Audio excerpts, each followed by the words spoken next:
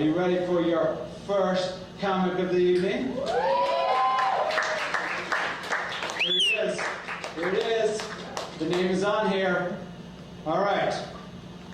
Originally from Elkhart, Indiana. Feel free to laugh at him. He's used to it. Erik Carpenter, everybody. Big round of applause.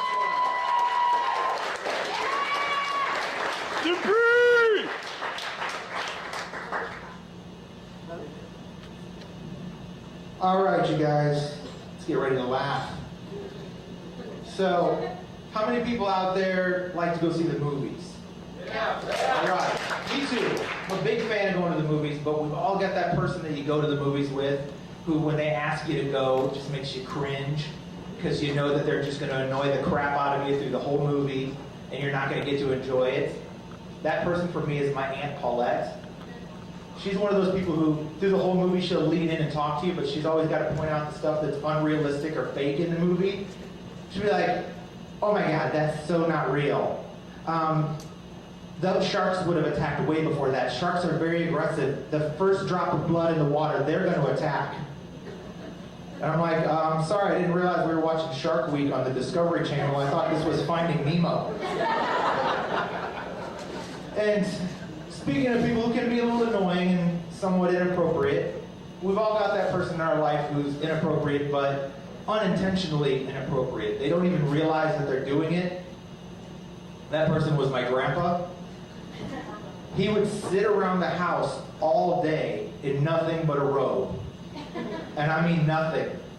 You didn't want to be the one who was stuck sitting across from him, and he just happened to move the wrong way, and you got to look at the pruny old man balls. Really didn't want to see that.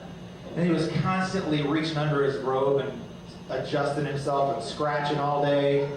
Then he kept this jar of candy on the table right next to him. So he's constantly getting candy all day, and he never could figure out why nobody else wanted any of his candy.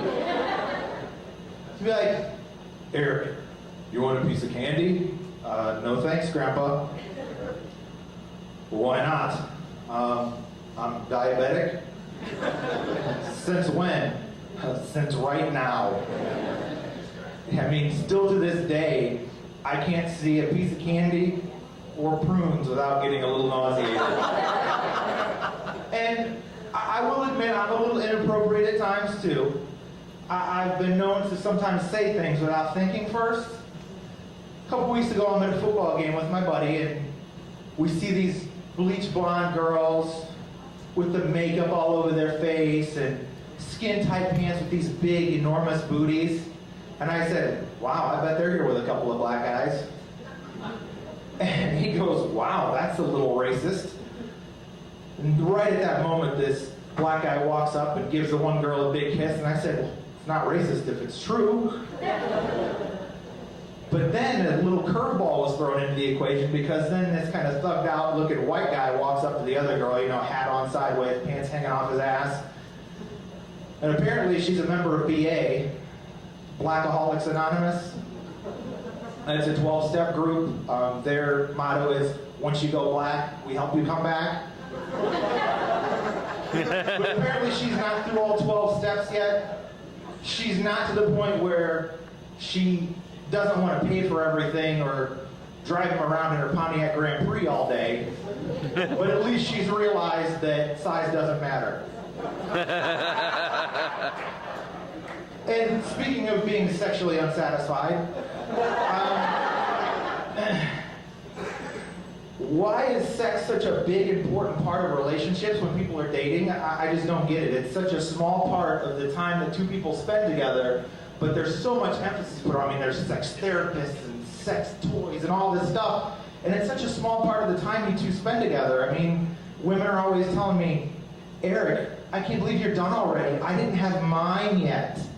And I'm like, apparently I'm just better at this sex thing than you. You need to be a little more efficient, I guess.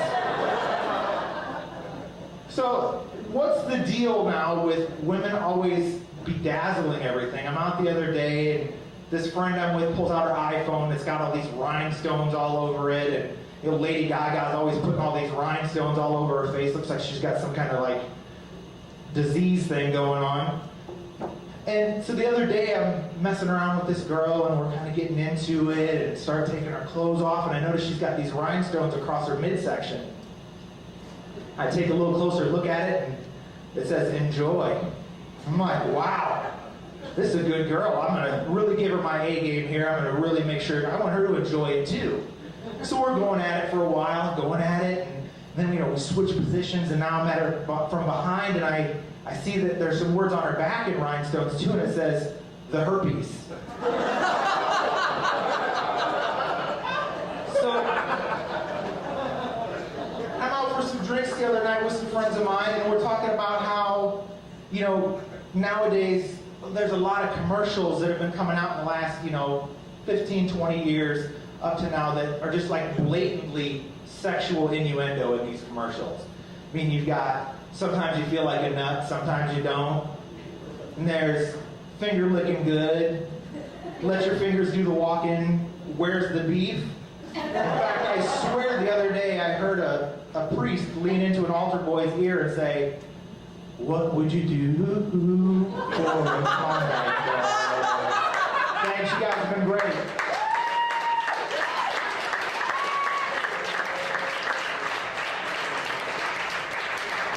Round of applause for